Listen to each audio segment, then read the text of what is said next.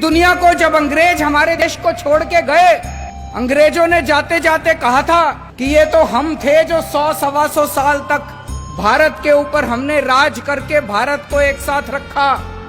अब देखना हमारे जाने के बाद इनसे अपना देश नहीं चलने वाला, इन लोगों से भारत एक साथ नहीं रहेगा।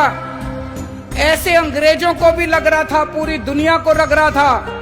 दोस्तों आज 70 साल हो गए, भारत एक साथ भी है और खूब तेजी से तरक्की भी कर रहा है, और उसका केवल एक कारण है, हमारे देश का यह संविधान।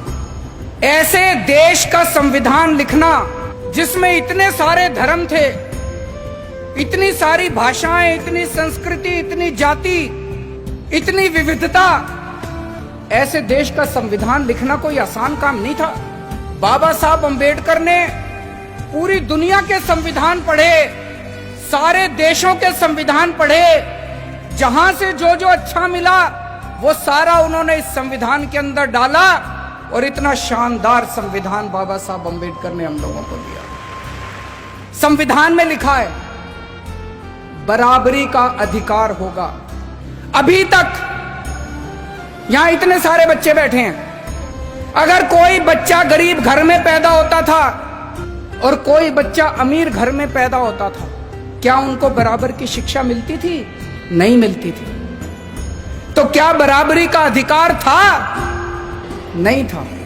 मैं आपका मुख्यमंत्री हूं, हम सरकार चला रहे हैं। सरकार की नजरों में, मुख्यमंत्री की नजरों में, एक बच्चा अगर गरीब घर में पैदा होता है और एक बच्चा अमीर घर में पैदा होता है, मेरे लिए तो मेरे दोनों बच्चे बराबर हैं। मैं उन दोनों बच्चों के बीच में फर्क नहीं कर सकता।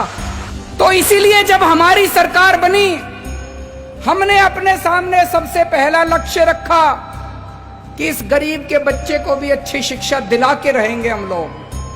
दिल्ली में जो भी बच्चा दिल्ली में पैदा होगा, चाहे वो गरीब का बच्चा हो, चाहे अमीर का बच्चा हो, सबको अच्छी शिक्षा मिलेगी, सबको एक जैसी शिक्षा मिलेगी। दोस्तों आज 5 साल के अंदर हमने वो करके दिखाया।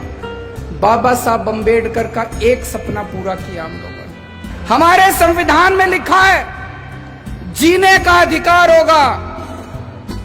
पहले गरीब आदमी के घर अगर कोई बीमार होता था, वो सरकारी अस्पताल में जाता था, सरकारी अस्पताल में इलाज का बुरा हाल था। आज दिल्ली के अंदर सरकारी अस्पतालों में वैसा ही अच्छा इलाज है जैसा प्राइवेट अस्पतालों के अंदर इलाज हो रहा है। लोगों को हमने जीने का अधिकार दिया। दिल्ली के अंदर हमने योजना बनाई, अभी तक अगर किसी का एक्सीडेंट होता था, कोई उसको बचाने के लिए नहीं जाता था, वो बेचारा सड़क पे पड़ा रहता था। लोग सड़क पे गुजर जाया करते थे, लोगों को लगता था मैं क्यों पचड़े में पड़ूं, मैं अगर इसको अस्पताल में ले गया तो अस्पताल वाले मेरे से पैसे मांगेंगे। अब हमने कहा है कि पैसे की चिंता मत करो, अगर कोई किसी का एक्सीडेंट हो जाए, जो भी उसको देखता है तुरंत उसको नियरेस्ट अस्पताल में पहुंचाओ। कितना भी महंगा अस्पताल होगा, सारे पैसे दिल्ली सरकार देगी। संविधान में लिखा है गरीबी दूर करेंगे। गरीबी कैसे दूर होगी? केवल नारे लगाने से दूर नहीं होगी गरीबी। हमने दिल्ली के गरीबों का मिनिमम वेज बढ़ाया। एक एक गरीब मजदूर को, एक एक गरीब कर्मचारी को हमने 15-15 हजार रुपए महीने की तनख्वाह दिलवाई। गरीबी तब दूर होगी दोस्तों। मुझे ये लगता है अगर ये बाबा साहब अंबेडकर का संविधान एक दिन के लिए अच्छे से लागू हो जाए, ये देश कहीं का कहीं पहुंच जाएगा।